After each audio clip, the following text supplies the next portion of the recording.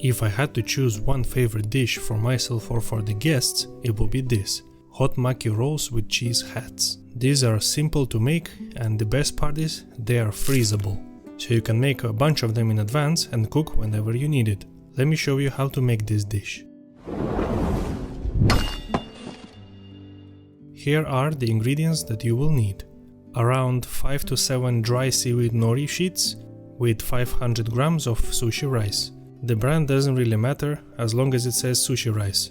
For our rice dressing, 2 grams of salt, 10 to 20 grams of sugar, 5 grams of MSG, 10 milliliters of sesame seed oil, 20 milliliters of sunflower oil, and 150 milliliters of sushi vinegar. I've tried different types of vinegars and I found that this one works perfectly for sushi rice. For glazing we have just general teriyaki sauce, roasted sesame seeds to sprinkle on top, and any soy sauce for your liking. For the cheesy hats we have 4 simple ingredients: 17 grams of mayonnaise, 10 seafood sticks, 17 grams of Philadelphia cream cheese, and 17 grams of cheddar cheese. We're gonna start with rice. I'll be using a multi-cooker with the rice setting, where I have already worked out exactly how much water I need for 500 grams of rice. Different type of cookware may need different amount of water for good rice texture.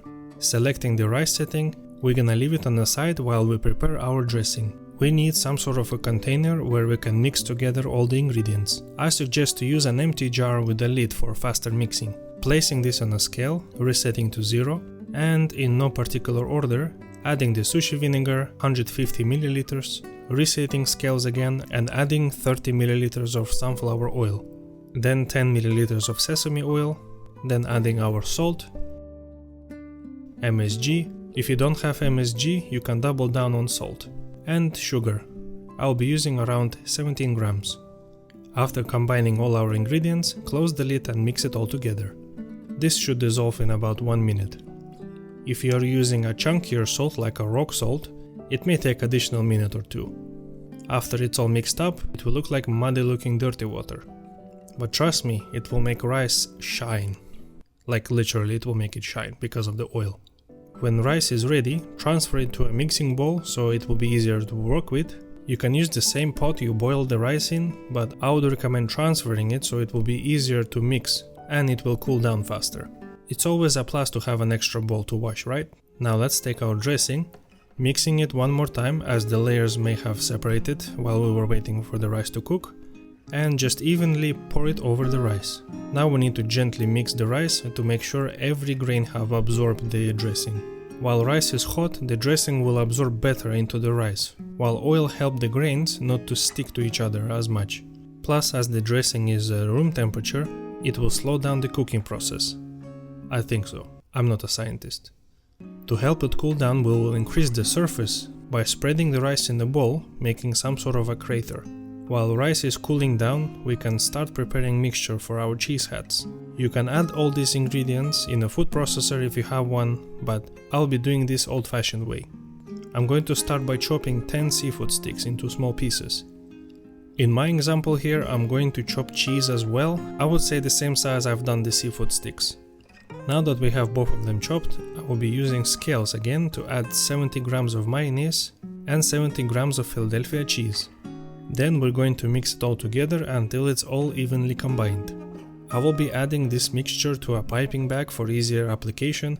If you don't have a piping bag, you can apply it with a spoon. It's time to roll. I will be using bamboo rolling mat wrapped in plastic food wrap, so the rice doesn't stick to the mat. Also, we will need a small bowl of water just to dip your fingers into. It will help to close the rolls. Place one sushi nori sheet and then place the rice, covering about 2/3 of the sheet. I'm using a silicone spoon to apply the rice as the rubber material plus the oil in the rice doesn't stick very much to the spoon. You can place the rice with your hands of course, but this is just how I prefer to do it, keeping my hands clean so I can process the rolls quicker. So for the filling I will be using Philadelphia cheese again, but you can use whatever filling you desire: cucumber, seafood sticks, salmon, tofu, whatever you really like. The choice is yours. But in my case I'll be using a Philadelphia cream cheese. In my opinion this gives extra creaminess. To seal the edges, this is where our little bowl with water comes in handy. Apply a small amount to the whole length of the exposed nori, and then we're just gonna close the roll.